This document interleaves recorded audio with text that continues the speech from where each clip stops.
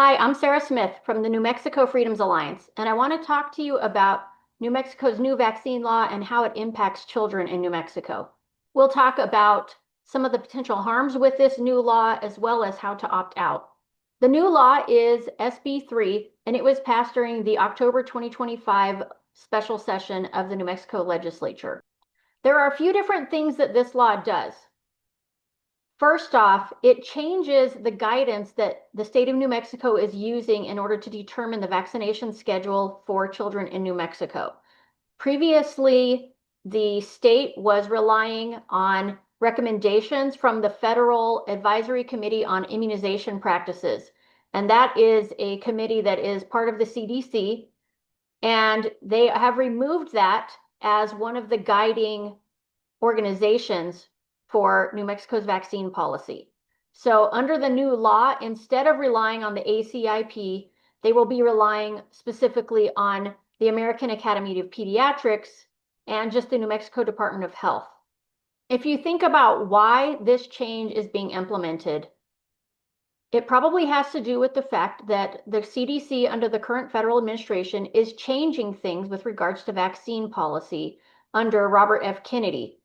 For instance, they have stopped recommending that people take the COVID shot. And they have also changed the recommendation so that the measles, mumps, and rubella shot is going to be administered in individual doses instead of having 3 vaccines combined.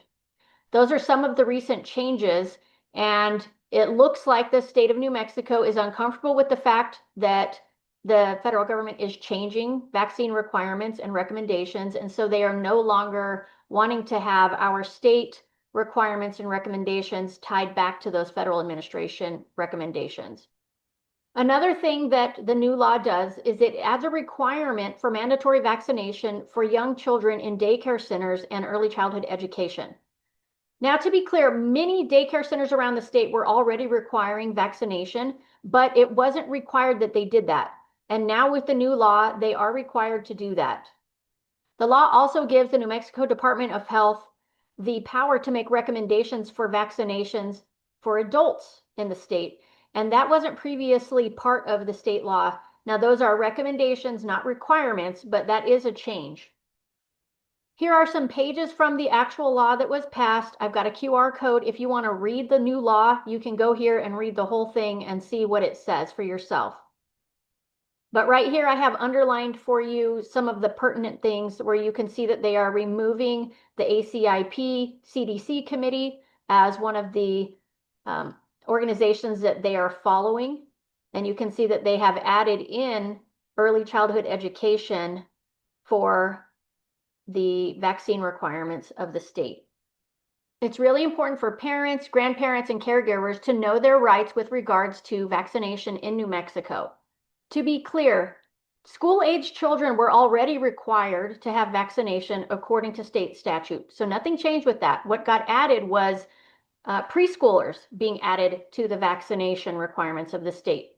It's important to know that the existing state statute, which requires vaccination for school-age children, already applies to homeschoolers in New Mexico. So it applies whether kids are attending school or whether they are at home. However, the state does have statutes that allow for exemptions to vaccination based on medical or religious reasons. And this new law does not change that. So the exemptions are still in place unless those statutes get changed.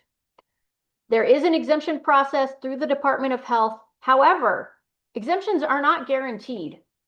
I personally know several people who have not had their exemptions approved by the Department of Health. So it's not as if the state statute is guaranteeing that anybody can get an exemption. Some of the exemption requests are being denied by the Department of Health. We do know what works well for the exemption form. And so I have a link here. If you follow the QR code, it takes you to the New Mexico Freedoms Alliance website where we have guidance for how to actually fill out the exemption form in a way that is very likely to be approved by the Department of Health. We have example wording there for how to fill this form out.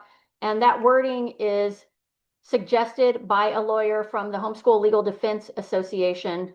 So that is a resource for parents who want to try to get an exemption for their children, whether that's in the daycare setting or for school-age children.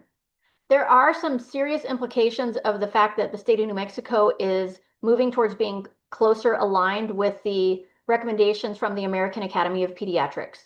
In July 2025, this year, they released a statement saying, quote, the AAP advocates for the elimination of non-medical exemptions for immunizations as contrary to optimal individual and public health.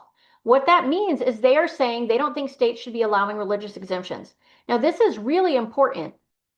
Medical exemptions are notoriously difficult to obtain. Even for people who have had vaccine reactions, it's really difficult to find a doctor who will sign a piece of paper saying that that person shouldn't get vaccinated anymore. So the religious exemption option is really important. This is a crucial parental right in the state of New Mexico. So if our state is moving towards being more in alignment with the AAP, that means we need to be watching out because that might be the next thing that's going to happen. They might decide to go after religious exemptions in the state. Another big concern about being in alignment with the AAP is that they recommend COVID shots for children down to 6 months old. As of now, many experts have already recognized that those shots have a lot of problems. And so we don't want to end up in a situation where the state of New Mexico is pushing those further for children. When you think about parents' rights to have exemptions for vaccination in New Mexico, it's important that parents have access to good information as they're making those decisions. I want to share with you an inconvenient study. This study was presented at the Permanent Committee on Investigations of the United States Senate September 9th of this year, so just a couple months ago. This study was specifically looking at long-term impacts of vaccination on children. So what they did is they got a large number of children who had been vaccinated, and they also had a large number of children who had been unvaccinated, and they compared their long-term health outcomes. This study was actually performed by somebody who was trying to prove that vaccinations are great and that vaccinations improve health outcomes. What the study actually found instead was the opposite. So look at this chart. This is directly from the study, and you can see the column showing children who were vaccinated, and that includes even just one shot of vaccine, compared to children who had not been vaccinated at all. So what you see here is greatly increased rates of different types of illnesses in the children who were vaccinated compared to those who were not vaccinated. Be careful when you're looking at this chart.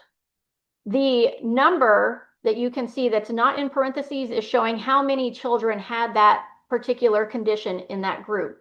But there were over 8 times as many vaccinated children in the study as there were unvaccinated. So it's not really comparing apples to compare the numbers. You know, for instance, asthma here, it says 2,867 of the vaccinated children had it versus 52 in the unvaccinated. Those two numbers aren't comparing apples to apples. What you want to actually look at, though, is the number that is highlighted in orange there. And that shows the incidence per 1 million. So those are population adjusted numbers. And you can see asthma here is over 4 times higher in the vaccinated group than the unvaccinated group. You can also see that atopic disease, that's basically allergies. There's a 2.64 times increase in allergies in the vaccinated kids compared to the unvaccinated. Autoimmune disease, a 6 times increase. If you go down and look at some of the other conditions, for instance, developmental delays, there are much higher rates of that, much higher rates of speech disorders also in the vaccinated groups. Also higher rates of seizures.